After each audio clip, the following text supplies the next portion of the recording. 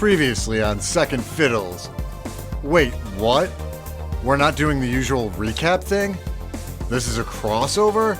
I'm not needed? Ugh, great. Later, losers.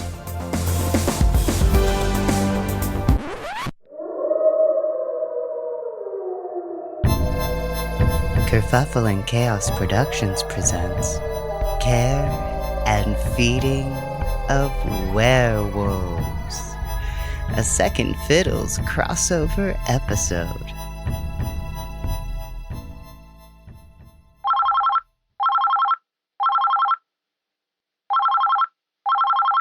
Marguerite's Garden now offering ambulance services. You maul 'em, we'll haul 'em. Hey, I have a possibly supernatural situation on my hands. Would I be able to stop in for a chat? Yeah, sure. When's good? That's great. I can be there in 10 seconds. Thanks. Okay, I entered the coordinates. Ready to go. Holy crap, where did you come from? I'm Max. I'm the one who just called. Jeez, you weren't kidding about being here in 10 seconds. What are you, a baby were-elk or something? Hey, I'm human. Mostly. I think. I just have this giant rack of antlers growing out of my head and some other abilities. Could I talk to Hazel? Hey, Hazel, you have a patient! Thanks. I appreciate it. Who is it? Oh, wow. Hi. You must be Hazel. Hi. I don't believe we've met. Oh, no, sorry. I'm Maxim Loft. You can call me Max or Buck. That's my superhero name. Superhero as in cosplay? Oh, sorry. I'm really bad at explaining, literally everything. I'm a superhero sidekick from Rose City. It's a huge city on the eastern seaboard. I've never heard of it. It's a whole multiverse thing. I don't think Rose City even exists here. I'm from a different version of Earth where there are tens of thousands of humans with special powers and abilities. There are countless superheroes and villains. My Earth has some minor supernatural stuff going on, but nothing like this Earth. Okay, if you're from an alternate reality, how'd you get here? Oh, it was Passport. Judging by the context and lack of an article in that sentence, I'm assuming Passport's some sort of technology? No, Passport's another powered person like me. He can create portals that, send people through space, but not time. He teleported me here across dimensions. Right.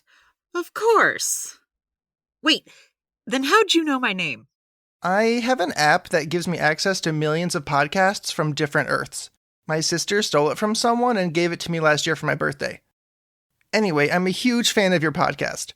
I love Care and Feeding of Werewolves. Our first fan! We hit the big time, Hayes! I can't imagine how useful the advice is to you. Are there even vampires in your world? What would happen if a vampire bit you? You'd be a moose for Atu. Ooh, I like that. Or maybe Deeracula? Oh, I'm so sorry. That was so unprofessional of me. So, Max, what can I help you with? I think the dialogue is more organic on this Earth, isn't it?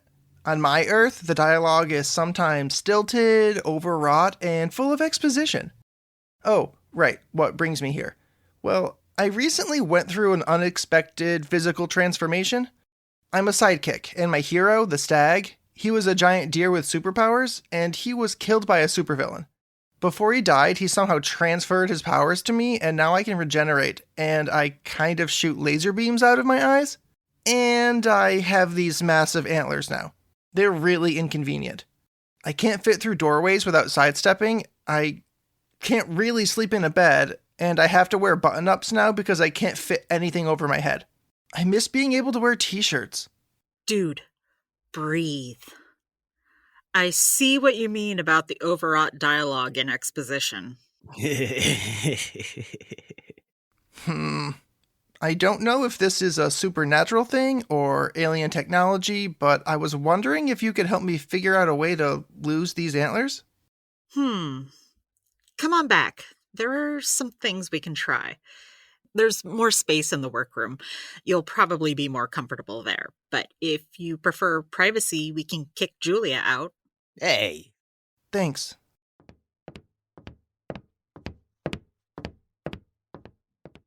Okay, first of all, do you feel any pain in your antlers? No, they don't have any nerve cells. Okay, so just in case, try to remain still as I do this. You're the boss, Doc. You sound like Julia. Do you think we could talk about my laser beam eyeball stuff? When I get emotional, I can't control it, and I've been under a lot of stress lately. And to be honest, I have a history of anxiety. I had panic attacks in college, back when I was being bullied, and before I came out as gay, and now, because of my antlers, they've kind of started up again. Okay, let me just get this tool here going. So, hold tight. It sounds like a couple DBT, dialectical behavior therapy tricks might help you out. Just let me get my foot on this to brace. There we go. The core of DBT is called Wise Mind. The Wise Mind meditates between emotion and intellect. You know, when you're about to throttle your sister and just... why won't it? And you make the choice to go for a walk instead. That's a wise mind moment. Okay, that's not working. Plan B. I think my sister likes being throttled, if you know what I mean. Ugh, gross. Sorry. Anyway, we're talking about when I can't control my emotions and lasers shoot from my eyes. That's a little worse than being mad at my sister. Okay, TMI, but that's when we break out the big guns. Well, so to speak. It's actually pretty cool how some of these tricks hijack the lizard brain to literally change your heart rate and blood pressure in seconds, and your eyes just glazed over, didn't they? I'm sorry. Better glazed than shooting lasers. Also, I think one of my sister's ex-boyfriends literally had a lizard brain. His name was Gordon Gecko. No, wait, I think I'm confusing my references. Okay, well, that one's not working either, so. Well, I'll keep it short and then you can ask questions, okay? Okie dokie. When you're feeling yourself tense up, you can lean into it. Speaking of lean into it, brace yourself for this one. Okay. Ew. Hear me out. Lean into it. Well, you breathe in deep, clench all of your muscles, and really let yourself feel that tension in your body. Then, while you breathe out, relax everything and keep your attention on how it feels. Let go, you blade! As that relaxation washes through your body. The theory behind this is that it's hard to feel anxious and relaxed at the same time. yeah, they've never been on a really good date. And you have? Anyways, it's called paired muscle relaxation, and it does help. I've used it myself. Of course, your mileage may vary. Do you hyperventilate? What? No. Except one time. And that other time. But only those two. And that was before Bubbles the Devil Spawn hamster was finally adopted. I have so many questions, but I really don't want to know the answers. So let's just pack those up and throw them away. Paced breathing's good for that. You breathe in deep. 5 or 6 breaths a minute and breathe out more slowly than you breathe in. That's pretty standard. Yeah, I was surprised something so basic and widely known was included in a ridiculously expensive training module from the late 1980s, but then I remembered, oh yeah, for-profit healthcare system. If you can repackage it, you can resell it. Still, It is a useful skill for a lot of people, at least in this world, so maybe it's worth repeating it a bit in yours. Now, where was that hacksaw? Oh, my favorite one. Intense exercise. You spend the angry energy on something else, like running, lifting weights, or punching the living bejesus out of something. Oh, that's right. Yep. Get those endorphins going, and you'll feel less likely to laser blast someone into oblivion. Even better, working out like that regularly will lessen the need for emergency push-ups. Not that I do those, but Julia does. Now, my favorite one is this one. Shock your face with cold. Dunk or splash it in cold water. Put an ice pack over your eyes. Something. Just trick that mammalian dive reflex into happening. Assuming your world evolved along the same lines as our world, because if you didn't have a mammalian dive reflex, and your eyes are glazing over again. Anyways, suddenly, there you are. Normal heart rate, normal breathing. You'll still be upset, but your autonomic nervous system won't be making it worse. I think one of my old frenemies used to talk about the diving reflex. He was an otter. Not the lean, hairy, gay guy kind of otter. I mean, like a river otter. Sorry, you were saying? Ooh, I like otters. Anyway, tell him about the that one.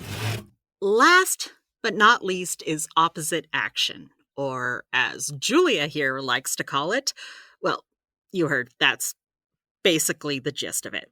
When you get the urge to do something you know is harmful, you do the exact opposite. Basically, if you feel an urge, you ask yourself if it's full of shit or justified. And if it's full of shit, well, do the opposite. What is the opposite of full of shit? I don't want to know. So, if I feel like I'm going to shoot laser beams from my eyes, I should... what? If the emotions aren't justified, then do the opposite to what those emotions say you should do. Destroy. Go make something instead. To hurt someone? Go do something good for someone. If the emotions are justified, try one of the other tricks, like shocking your face with cold water or paired relaxation. That will give you more time to process everything that's trying to come out all at once. Oh, thanks for that. Max, I am sorry, but your antlers are regenerating as fast as I can saw or blast. Are you okay? Yes. No. I don't know. Are my eyes glowing? A little, not much. Julia, cold water, please. on it.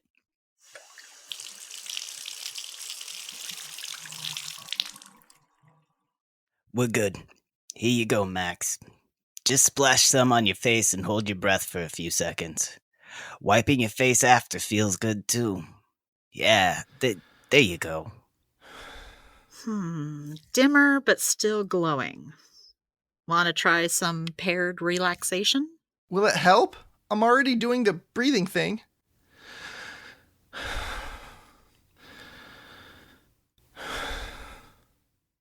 Good.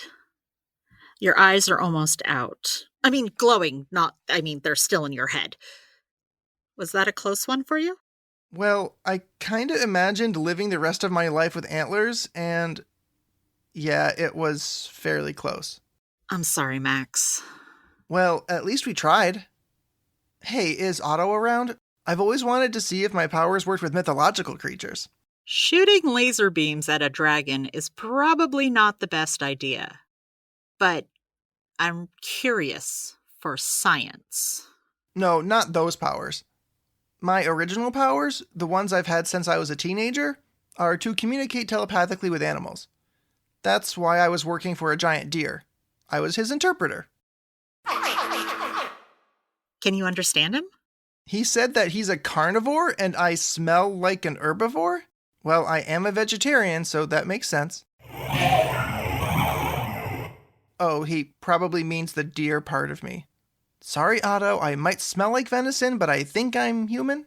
I'm probably not that appetizing. Hey, buddy, you can try to eat me if you want, but you couldn't get your mouth around more than a finger. I could step on you. Speaking of fingers, ask him why he bit me the first time we met. Ah, sure. Yeah, he says he didn't appreciate the thermometer. Well, then next time, don't bite the thermometer.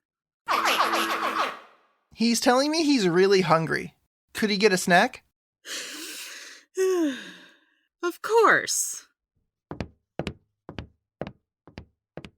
It's Julia, right? Yup. You, really listen to the podcast? Yeah, it's great. I'm happy I'm actually meeting you. So, what's it like being Hazel's sidekick? I'm not a sidekick. I'm her nurse, if anything. Sorry, I didn't mean to offend you. I'm a sidekick and I love it. I just really like helping people, and it's nice to not have quite as much responsibility. Hey, I have a ton of responsibility ahead. I mean, I got my work at the garden, sure, but I gotta earn more than that for rent.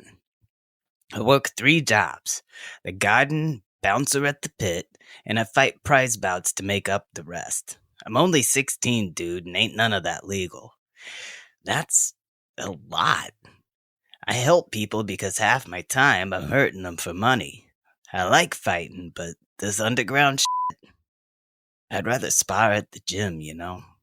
I actually run a support group for sidekicks called Second Fiddles. It's really just a handful of us sitting around whining and talking about our days, but they've turned into a sort of found family for me. Do I really give off sidekick vibes? I guess if I'm a sidekick, I should know my backstory. Got missing family, the sidekick searches for him, right? Well, I don't know the orc side of my family. I've been thinking about trying to find him. Maybe I should, I don't know. I got a lot of reasons why maybe I should. I've never exactly embraced my orcishness. You know, one of the cool things about being a masked hero was that I could take off my costume and go about my day like everyone else. Now there's no point in having a secret identity. I can never go in public again without being recognized for my antlers. I get it. I dye my hair to cover the green tint and stay out of the sun to keep my skin from turning kind of greenish too. I get enough of crap for being big and ugly. I don't need it for being green too. Speaking of that and all the DBT stuff, that kind of crap is why I work out so much. I could use a workout buddy. What do you say? I work out a lot already. Really? Doesn't really look like it. Does masturbation count as exercise? I don't think so.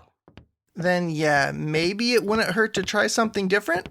Speaking of pumping lizards, Otto here ate some dried basilisk instead of his lunch. I'm gonna need your help getting him to hork it up, Julia. Max, it's been a pleasure. I'm sorry we couldn't help more. Call me, bro.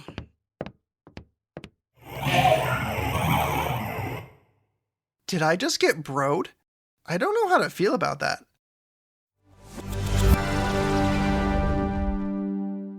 So will Max get a hold of his power? Will he take Julia up on his offer? Will Max become a bro? Tune in next time on...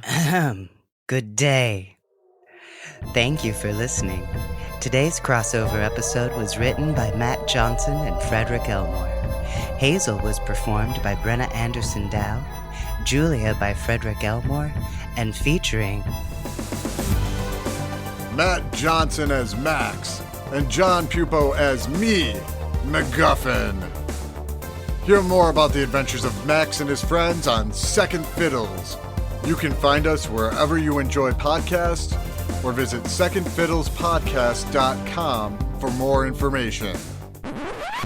I said good day, sir. Care Feeding of Werewolves is a podcast distributed by Kerfuffle and Chaos Productions and licensed under a Creative Commons non-commercial attribution share-alike 4.0 international. All content on the Care Feeding of Werewolves podcast is fictional. Find us on Facebook or Tumblr at Care and Feeding of Werewolves, tweet us at Care Werewolves, or email us at feedingwerewolves@gmail.com. Please rate and review. This podcast is for entertainment purposes only. Content is not intended to be a substitute for professional medical advice, diagnosis, or treatment. Always seek the advice of your doctor or other qualified health provider with any questions you may have regarding a medical condition. Never disregard professional medical advice or delay in seeking it because of an episode. Especially if you're shooting freaking laser beams out of your freaking eyeballs.